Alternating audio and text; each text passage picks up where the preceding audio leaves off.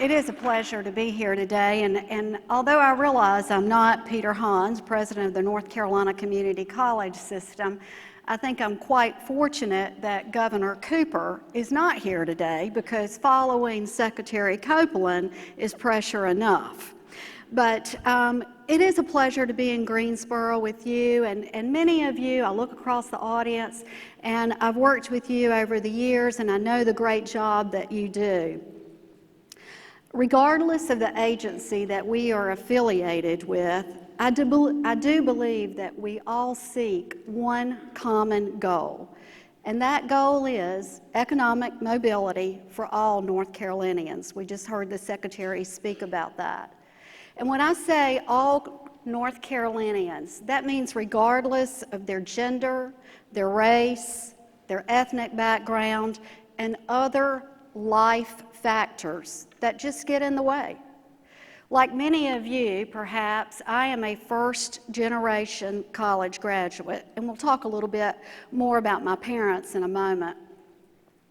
But I believe that education and training is the economic equalizer among all individuals, and that is why we all do what we do.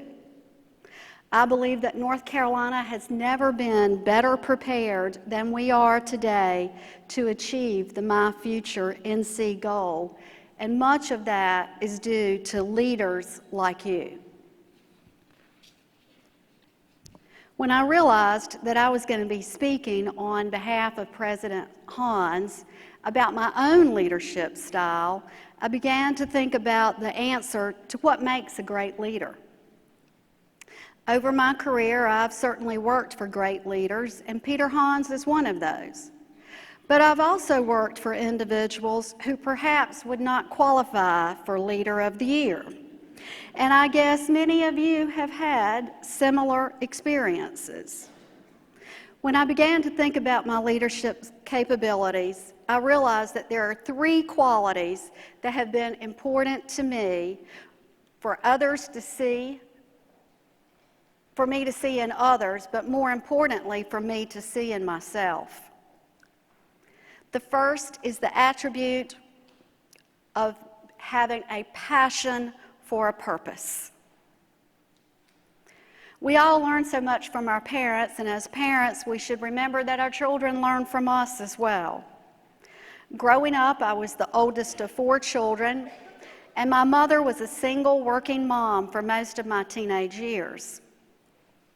Needless to say, we didn't have a lot, and it took everything that she made to make ends meet.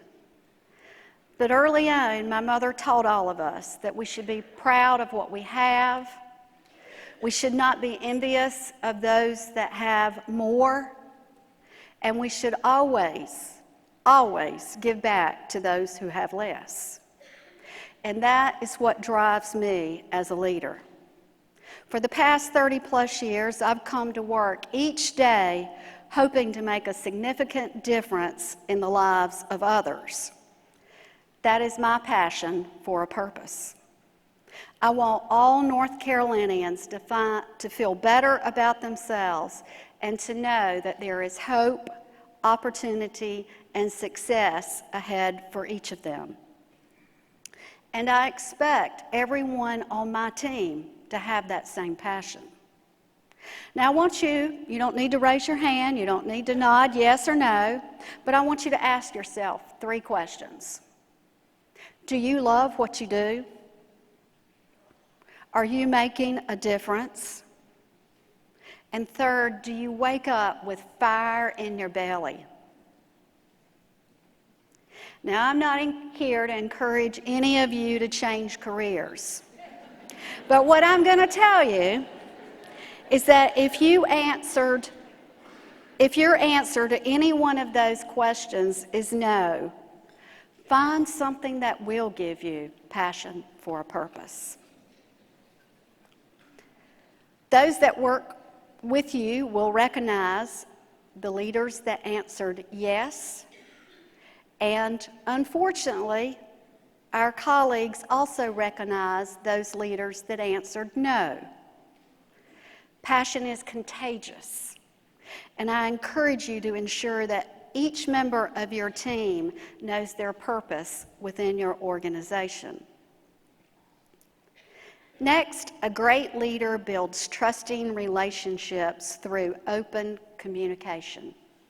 Trusting relationships through open communication. I'm a strong believer that trusting relationships must exist prior to open communication. As a leader, I want my team to know that they can rely on me, they can trust me, they can feel safe with me, that they have confidence in me, to have their backs, and our conversations are not one-sided. A good leader listens. As a leader, people look to all of us for those trusting relationships. They want to know that their ideas will be welcomed and be supported.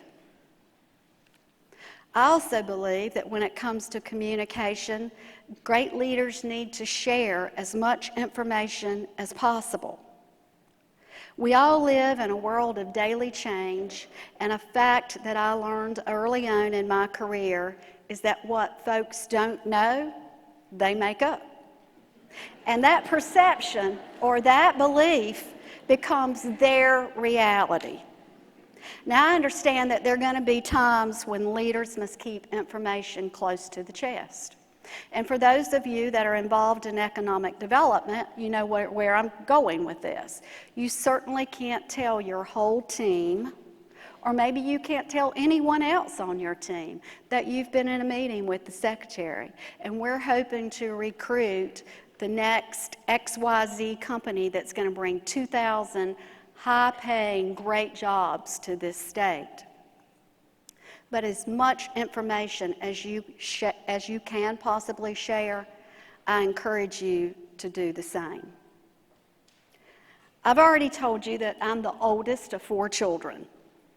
At one point in my mother's life, I asked her, how could you have 4 children who are all so different, yet we never felt any difference in your heart or saw any difference in your eyes? And she began to tell me why each child was unique to her and why she loved each child so.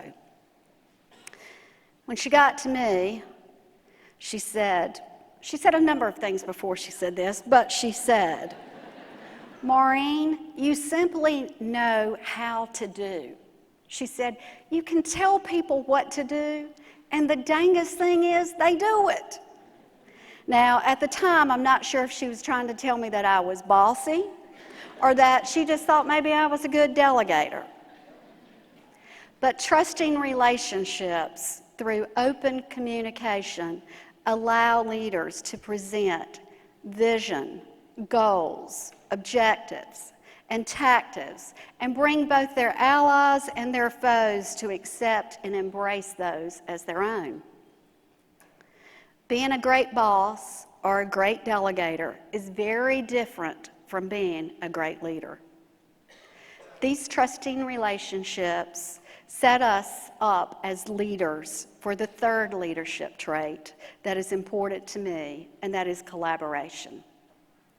None of us can accomplish individually what we are able to accomplish as a team. I believe collaboration is more important now than ever before. We're in a world of shrinking resources, and that includes both talent and money. We must rely on each other to get the job done. For years, I have surrounded myself with individuals who have other skill sets than I do. I look to others who can bring value to creating both the vision and the solution. I look for partners who are completely transparent, ethical, and will hold themselves accountable. None of us are perfect, and accountability is huge when it comes to collaboration. With examples like the Next Gen Industry Sector Partnership, Ramp East that the Secretary spoke about, registered apprenticeship, and we could go across this room and we could all give great examples of collaborative efforts. We have leadership from the governor's office, from our workforce development boards, from our NCWorks career centers, our local, regional, and state economic development organizations, our K-12 system, our university system, and our community college system. Working as a collaborative team, we are making great strides toward a common goal. Now, those are the three traits that are most important to me. It's not to say that those are the only traits that are important for a great leader, and we're going to learn more about these as we hear conversations over the next 3 days. But in closing, I am confident that we're all servant leaders. We do what we do because we want to leave North Carolina a better place than we found it. Thank you.